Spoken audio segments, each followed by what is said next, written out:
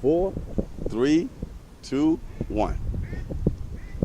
Southwest Florida, welcome to the award-winning Lee Pitts Live on Fox 4.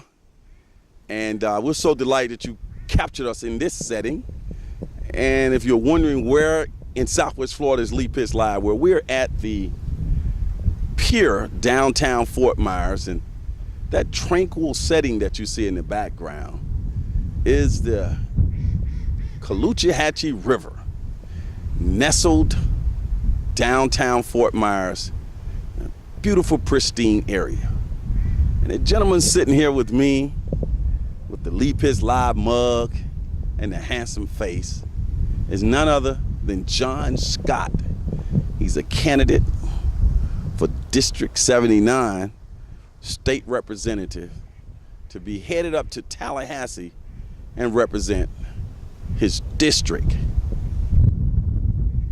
He is a Democrat, and he's going to be on the ballot on November the 8th. And if you've gotten your early ballots already and mailed in your ballots, there he is. So without further ado, let's meet this gentleman.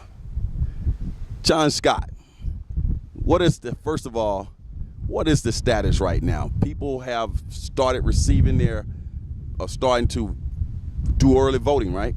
Yes, sir. Early voting has started. Mail-in ballots have already gone out, and it's in full swing right now. Democracy in action. How do you feel being in the heart of a presidential election and your name is on the ballot, which is going to draw millions of people around the country to the polls, and locally is going to draw hundreds of thousands, and your name is on that ballot? This is a critical time in Southwest Florida. It's a pretty humbling experience, actually. Definitely a crazy presidential election season, as we know, and a crazy election season in state politics, too. This race that I'm in, we've got 3 people running for this office, myself, Matt Miller as an MPA, and Matt Caldwell, who's the incumbent Republican.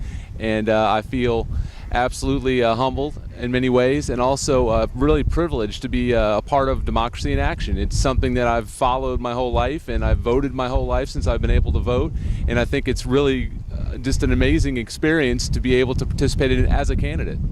As a candidate, who is John Scott? Well, I'll start off by saying I am in no way related to Governor Rick Scott, so we get that out of the way. But John Scott is somebody that believes in serving the people. I think that in Tallahassee and at all levels of government really nowadays, I think that concept of public service in many ways has been lost. And I think that's something that desperately needs to be restored to all levels of government. But in my case, it will be to the state representative seat in District 79, which covers North Fort Myers, Lehigh Acres, Alva, Olga, Fort Myers Shores, Buckingham, Waterway Estates, Charleston Park, which I like to give a shout out to Charleston Park. A lot of people don't know that's out there, but it's tucked away out there very far east, and unfortunately the community is fallen on some hard times, and they could use help, definitely. So I'd love to help folks like Charleston Park. Speaking of Charleston Park, I don't know if the situation is the same as it was when I first started to be familiar with Charleston Park in the mid-90s. They had water issues out there in terms of, I think they were getting in. Talk about what you know about Charleston Park in terms of some of its difficulties.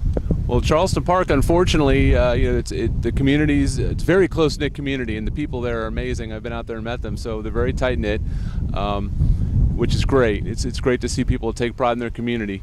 Unfortunately, they've kind of fallen on hard times. It's a little bit run down, and there's no businesses right there in the community, so there's not really any jobs right there on site.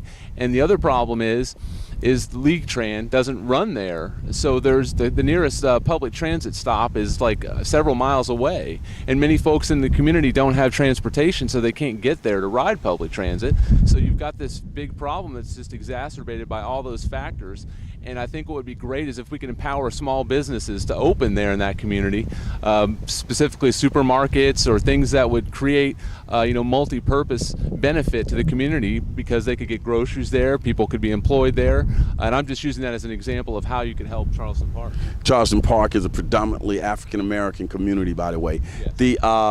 How does a state representative drill down make an impact, say, in a small place like a Charleston Park?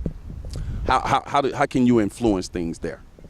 Well, I don't know the granular details of it, but I do know that there has to be the will to do something for those people. What I mean is the people of that community. And, I don't think there's enough of that currently. I know Charleston Park hasn't been well represented, or else they would be a little bit further along in that regentrification process, which is something that I'd like to get involved in. I can't think of off the top of my head exactly what I could do, but certainly funding for small businesses. I know that they're very, there's a lot of people that live there that are eager to try to bring their community up, and as a result they're also interested in businesses, in starting their own small businesses, and in doing things that will lift up the community as a whole. So if I can help them in any way do that, that's what I would like to do. Okay. Early on you said that in describing yourself is that you are a person who's here to serve. Give us an example of what you consider service. Well, I consider service, first of all, I consider service to the people as being not influenced by big money special interests. And what I mean by that is I'm not taking large sums of money from corporations and polluters and other special interests that are looking out for their profit margin but not for anyone else. And if I go to Tallahassee having not taken that money, I get up there and I'm not beholden to any of those folks. So at that point I'm free to serve the people and try to work on solely bettering our state and improving the quality of lives for our citizens, which is I think what it's all about, is serving the people. I think we should try to add value to people's lives and help in any way possible without overreach. I think that's important as well. Who has been your role model? How do you shape your value system? What has influenced you in that way? Well, a good friend of mine, Ray Judah, he was a very good public servant, somebody that very much cares about people and about the community. He's somebody that I would say, even though he's a Republican, I'm a Democrat, he's just a wonderful person and somebody that I think a lot of people could learn from. He's a very kind and giving person, very warm, friendly. He's the kind of guy that if he's only met you and myself, I found this out myself when he was commissioner. I'd only met him a couple of times, and we were walking on opposite sides of the street, and he made a point to come across the street, shake my hand, and say, "Hey, how you doing?" So that's the kind of guy that Ray is. And then also, you've got somebody like Bernie Sanders, who now is doing some really good things by trying to empower the people again in our democracy, instead of it being all about corporations and the money and the money and the money. It's about empowering people and encouraging people to participate in their democracy and in their community. And I think that's empowerment, I think, is a big thing. You mentioned Bernie Sanders. He garnered a lot of attention during the primaries. Yeah. And he's also a big proponent of the environment, global warming, and those types of things. When I say a proponent, in terms of educating people about those things and bringing them to the forefront. That seems to be a pivotal part of your platform, the environment, namely the Everglades and Big Sugar and its influence on the Everglades. Let's take time out to talk about some general things that you see going on in terms of the environment, specifically the Everglades. Well, we've got a lot of politicians in our state government and at the federal level and even locally, but right now we're talking about state that have taken enormous amounts of money from the sugar industry. When I say Big Sugar, that's all-encompassing of the sugar industry. For those people out there that work for the sugar industry, I don't mean that derogatorily. It's an easy way to say it instead of having to repeat all the company names. And unfortunately, this problem is not a party line issue. You can't say, oh, the Democrats are great and the Republicans are bad. There's almost equally the same number of Democrats and Republicans that take sugar money and then work for the status quo to be maintained by the sugar industry, which the status quo is what we have right now. And if you look at this river behind us, the river has been a victim of this water management policy that we've had for decades now that we need to fix. And the way we fix that is to get land south of the lake and figure out a way that we can move water down there, treat it, and convey it into the Everglades where it's desperately needed, because Florida Bay is dying from salinity levels, and fresh clean water would not only improve that, but would stave off the worst effects of saltwater intrusion down there, which would also save our aquifers, because saltwater intrusion is going to start affecting our drinking, actually it already has started affecting the drinking water from folks that get their drinking water from the Biscayne aquifer and the Florida aquifer. So that's a huge problem. Drinking water is obviously something that we all need, as you well know, and then also everyone comes here. They don't come here for the sugarcane and the algae. They come here for the water sports, the fishing, and our tourism economy is inextricably linked to the environment. As you're moving around on the campaign trail and you're talking to people and you're on the stomp and you're making your points about various issues, do you, John Scott, find that the average person understands how the Everglades and the environment and the things that you just enunciated, how that impacts them? If not, how do you Sesame Street that for the average person? Well, how I Sesame Street that for the average person, I think, is we talk in terms of kind of what I was just saying, as far as people love to fish. People love to take their children to the beach. Right now, the beach water quality is horrible. Sanibel especially, if you go down in Fort Myers Beach. And they've been a victim this year of these discharges that come from the lake and make the water looks like there's been an oil spill out there off of our coast, and it's laying waste to the ecosystem. And as you say, to Sesame Street it, I think you have to talk to people in terms that they understand, as far as, how they enjoy the water. They get out, like today, right now, they're taking their boat out. They want to go fishing, they want to ride jet skis, they want to go out on eco tours on boats or on kayaks. All those things that people come here for, that draw hundreds of thousands or millions of people a year here to Florida, our $70+ billion a year tourism industry, is contingent upon taking care of that water. And then the residents also need to be able to enjoy it. How would you define the job of a state rep? Well, we create laws and try to better the quality. As I said, in my opinion, we should try to better the quality of lives of our citizens and improve our state and fix problems where there are some, and also try to make improvements wherever possible. There's this thing called being proactive. I think there's a lot of that's been missed as well. We're just always reactive in government a lot of times, and I think we need to be more proactive. You've been very outspoken against fracking. Yes. What is fracking, and why does it impact us? It's an oil drilling technique that uses hundreds of carcinogenic chemicals, such as benzene is one, toluene, and I could ethyl benzene and methyl mercury and all these horrible, nasty chemicals that they use to inject down in there to help release the product. And down here we're a little bit different. We have limestone and karst geology, which is very porous, soft rock. So it's not like in Oklahoma or Texas, where you've got that hard shale rock and they drill down and they split it, causing earthquakes. Down here they would actually melt the rock, and the problem with that is that when they do that, eventually that's going to affect the aquifers. And once you contaminate an aquifer with carcinogenic chemicals like that, you can't clean it up. So we're talking about rolling the dice on a small amount of oil or gas profits, and we're putting at risk a global treasure like the Everglades and our drinking water. So I think that's probably the biggest reason, water and environment, or why I'm so outspoken against fracking. Okay, you have talked about the problem. Yes. What is the solution, and how do you influence that solution if we vote you in as our state rep? To what? To the Everglades problem? Well, fracking and the Everglades problem. And I think you're tying fracking into the Everglades, right? Yes, because that's where they're looking at. They're doing exploration down there now, but they're looking at trying to frack all around the state. Your position on that? I'm for a statewide fracking ban, unequivocally. And as a newly elected state House representative, I would try to introduce legislation for a statewide fracking ban. In fact, I've been endorsed by Mark Ruffalo, the actor, because of played the Hulk. Yes. Yes. He should soon be playing Columbo. I'm a big fan. Yeah, Mark Ruffalo, his acting is amazing. His activism is as good or maybe even better. He's an amazing person. He goes, right now he's up at the Dakota pipeline, trying to stand with the Native American folks and trying to stand up against that pipeline. But yeah, I've been endorsed. I think that's the first celebrity endorsement in the state House race that I know of. So how did he find out about you? Well, I went to a movie screening up in Sarasota. It was called Dear President Obama. It was about Obama's unfortunate position on fracking at different points in time, and he narrates the film and produces it. And at the end, he was doing a Q&A. He was actually there, and I raised my hand up. He called on me, stood up, introduced myself, and told him what my wife and I have done.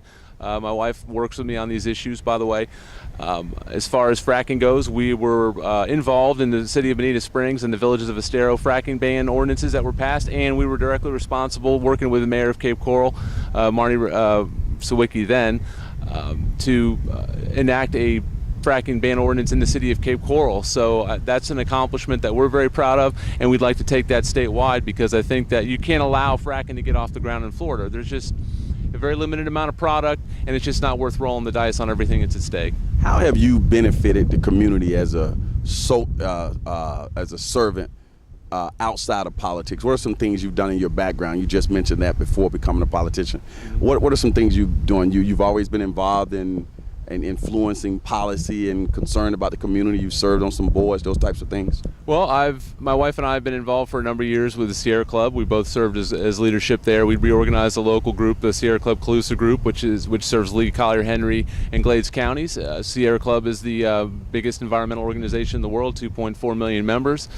We reorganized that group, so we're proud of that. And we've fought hard on a lot of these issues with Sierra Club. We both serve on the board of directors for the Caloosahatchee River Citizen Association, also known as Caloosahatchee River Watch, which recently became the newest Waterkeeper Alliance affiliate, which, if you know Robert Kennedy Jr., that's his global organization to help be a watchdog on water. So we now have a boat that's going to be out here on the water all the time, keeping an eye on things, in addition to the government agencies and Marine Patrol and so forth that are already out there. So that's something that we're involved in. And then my wife and I are both co-founders of the Clean Water Initiative of Florida, which is a small advocacy group that we formed. So yeah, environmental really is where my focus has been. This is my first time running for office, and I'm still working a full-time job while I'm doing it. So what made you want to get into politics? Well, I guess you could say one of my opponents, Matt Caldwell, kind of inspired me, because when you're dealing with a legislator like him who gets an inordinate amount of money from big money special interests and will not change policy positions because of that influence, and you get really frustrated because you cannot make meaningful change, then you think, well, maybe if I were in his position, I could make meaningful change and really do what's right for the environment, instead of having to, tailor my policy positions to somebody who gave a lot of money to my political campaign. John, what's the theme you're hearing as you move around and shake hands, kiss babies, talk to people, go to civic meetings and make your presentation? What's the general theme of unhappiness that you're hearing from the public? Well, big money in politics is a big theme, but down here especially the water. The water is huge, and recently there's been a Republicans for John Scott group that's popped up. Those folks mainly consist, not all, but mostly consist of people that are extremely upset about our water quality and about these issues, because they're either fishing boat captains or they're on the water all the time, and these issues have upset them greatly. I didn't realize how unpopular my opponent was outside of just the environmental circle that I run in. When I started getting out there and talking to so many diverse groups of people, and realized that a lot of his votes and his policy positions have offended people, or there's some people that are just really not happy with some of the things he's done. Those are things I'm hearing. But you are a Democrat. What do you what is the shining star? What are the bright points? What is the thing about being a Democrat that makes you excited? Well, the thing that makes me excited is my party doesn't really define me as much as obviously I identify with the Democratic Party because it's the party of the people, and that's really what I'm about, is serving the people and empowering people. But obviously, being a Democrat means those things. As far as I'm concerned, I would like to see our Democratic Party return to more like the way we were back in the FDR days, where we were a little bit more progressive, where it was more about people and really trying to help improve quality of lives of citizens and add value to their lives, like I said before, without overreach. And I think that's really where it's at, is the Democratic Party, as I know it, as I would love it to always be, is the party of the people. And I think that would be, if I had to sum it up in a short sentence, that would be it. You're a big proponent of increasing the minimum wage to $15 from about $7 and some odd cents right now. Pros and cons of increasing the minimum wage in your view? $7.25 an hour is unfortunately just not enough to raise a family on, and a lot of people that will complain about increasing the minimum wage are the very same people that complain about people needing food stamps or welfare. You can't have it both ways. I personally think that corporations and private sector should pay their employees properly so they have a living wage, because when that happens, then they can go home at the end of the day, raise their head high, know that they're making a living wage, and they don't have to rely on government services to support their family. And in addition, they're spending a lot more money. We all know people at the lower end of the income spectrum are always going to spend more money because they don't have as much disposable income, so their income mostly gets spent, and that's an economic stimulus. Anywhere they've enacted a $15 minimum wage, say in Seattle is a good example, they've seen modest to robust economic growth. What is the opposition to the increase in the minimum wage, and why $15? Well, I think $15, there's this thing called the fight for 15. I think 15 is the adjusted amount for inflation. Now, I would be open, because I would be going, as I said, to a Republican majority legislature, and I'm sure that's not going to be a very popular policy position there, but I would be willing to look at stair-stepping maybe 10-10 to 12 to 15 or something of that nature over time, but we got to lock it in. It's got to be something that we know, okay, at this date we're going to be at this point, because people have to see an increase in the minimum wage. We just can't keep going on the way we're going on. How do we know that once you get into office, you're not going to sell us out? You're not going to behold to big money? Because it doesn't appeal to me, man. It just doesn't. That's the problem with our democracy. That's why our democracy is falling apart, is because we're allowing big money to be the only voice in the room. The people's voice has been silent. That's why I want to be the people's voice in Tallahassee. Medicare, Medicaid, the expansion of Medicaid, the keeping of Obamacare as we know it in place, or facsimile thereof, seems to be something that you have been a proponent of. Speak to that. Well, Medicaid expansion is something that would increase health care access to low-income families in my district and all around the state that desperately need it. We've got a legislature and a governor that have been playing politics. My opponent's somebody that's led the charge against Medicaid expansion. I would lead the charge for Medicaid expansion. Obviously, there's not just the intrinsic value of wanting people, the fine citizens of my district and state, to get quality health care. I mean, gee, that's a concept that we want our fellow man to have something they can count on that would really benefit their lives. But it would create jobs, thousands of jobs. And in Lee County alone, it would create over 4,000 jobs. And in my district, probably somewhere over 1,000. So, that's a huge thing. You say that there's millions, I think it's about $500 million in health care funds frozen in Tallahassee due to politics. Elaborate. There's over $500 million. I think it's in Washington. It just hasn't been federal money that Florida taxpayers have paid into that we're not getting back, because the governor's been very famous, and my opponent's another one. A lot of folks at the legislature famous for not wanting to take federal money unless it's convenient for them. Is it all politics? Yes, it is. Absolutely, it's all politics, because they'll cherry pick a couple of states that have had issues with Medicaid expansion, but the vast majority of states in our union have had very good luck with Medicaid expansion. Final question. I've seen you moving around in diverse communities. Yes. You come out, you're shaking hands, you're talking to our diverse population, you're talking to diverse media. You have not been bashful about the fact of diversity and inclusion. Expound on that. Well, I myself am diverse. I'm part Cuban. My mother's side of the family, my grandmother originally came from Havana.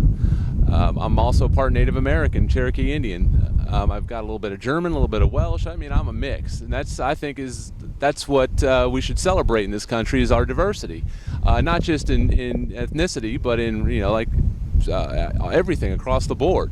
And so I'm all for that, and I don't believe in discrimination of any kind. I believe in fairness and equality across the board. Discrimination is un-American and unpatriotic, which is something that nowadays we're seeing a resurgence of discrimination and bigotry, not only amongst ourselves but in our government and in the laws we try to create.